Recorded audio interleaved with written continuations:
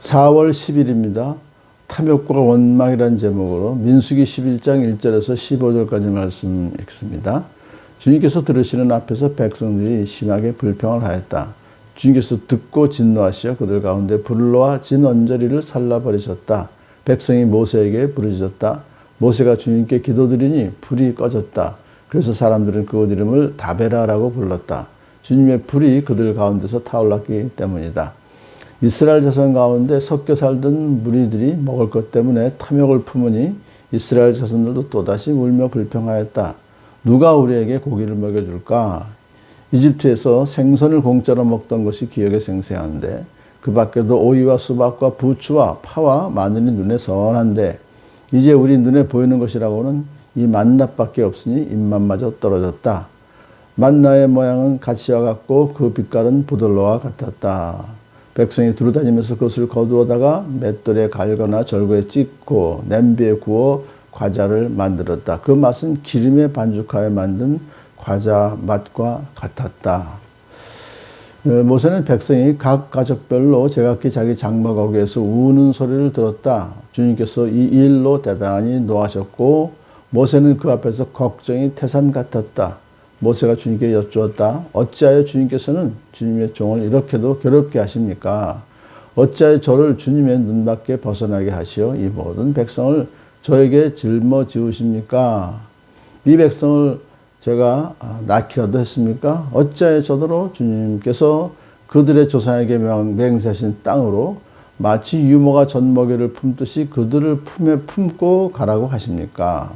백성은 저를 보고 울면서 우리가 먹을 수 있는 고기를 달라고 외치는데 이 모든 백성에게 줄 고기를 제가 어디서 구할 수 있습니까? 저 혼자로서는 도저히 모든 백성을 짊어질 수 없습니다. 저에게는 너무 무겁습니다.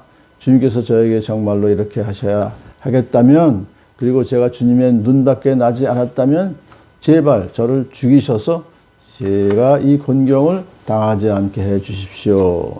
이렇게 하나님께 따졌죠. 오늘 본문, 오늘부터 민수기 11장부터 또 새로 시작하는데요. 이스라엘 백성들이 출애굽한 후에 2년째 되던 해 2월 1일에 시내 광야에서 인구 조사를 했죠. 그리고 2월 14일에 유월절을 지키고 2월 21일에 이제 드디어 시내 광야를 떠나서 약속의 땅 가나안 땅으로 행군을 시작하였습니다. 그들은 약속의 땅을 향해서 가기 때문에 기대에 부풀었지만 그것은 얼마 못 갔죠. 광야에서 행진한다는 것은 생각처럼 만만치 않았습니다. 날씨도 낮은 뜨겁고 밤은 추웠고 먹는 것은 만나 하나밖에 없었어요. 그러자 주님께서 들으시는 앞에서 백성들이 심하게 불평을 한 것입니다. 주님께서 듣고 진노하시어 그들 가운데 불을 놓아 진언저리를 살라버리셨다. 지난번에 출애굽 직후에 백성들이 원망할 때는 이렇게 불을 내리지 않으시고 그들의 요청을 들어서 만나와 메추라기와 물을 주셨잖아요. 그런데 이번에는 그들이 불평하자 아주 굉장히 센 그 불을 놓아서 진언저리를 살라버리시는 징계를 하셨습니다. 그것은 왜 그랬을까요? 그것은 바로 시내산에서 언약을 맺었기 때문에 이제 언약을 지키지 않을 때 하나님께서는 벌하신다는 그 말씀하셨기 때문에 그렇죠. 다시는 그런 불평, 불만을 하지 못하도록 이렇게 엄하게 벌을 내리신 것입니다. 그러자 백성이 모세에게 부르짖음이 살려달라고 부르짖었으니 모세가 주님께 기도를 드렸죠. 이게 바로 모세의 중보 기도인 것입니다. 하나님께서는 그에 대한 응답으로 맹렬한 불길을 거두어 가셨습니다. 그곳 이름을 다베라라고 불렀죠. 자, 모세의 중보 기도로 불은 꺼졌지만 백성의 불평하는 마음은 꺼지지 않았죠. 그런데 이스라엘 자손 가운데 섞여 살던 무리들이 먹을 것 때문에 탐욕을 품었다. 그러니까 이 섞여 살던 무리들이라는 사람들은 이집트에서 같이 노예 생활하던 이방인들인데 이스라엘 백성이 이집트에서 나올 때 같이 묻혀 나왔습니다. 함께 따라온 이방인들이 있었어요. 근데 그들은 폭도같이 하나님을 믿지 않으니까 더군다나 감각적인 욕망을 따라서 움직였던 사람이에요. 그래서 광야 여행 중에 어려울 때마다 불평과 불만을 터뜨렸던 사람들입니다. 그들에게서 시작된 불평이 온 이스라엘 백성의 원망으로 퍼지고 말았습니다. 누가 우리에게 고기를 먹여줄까? 문제는 고기입니다.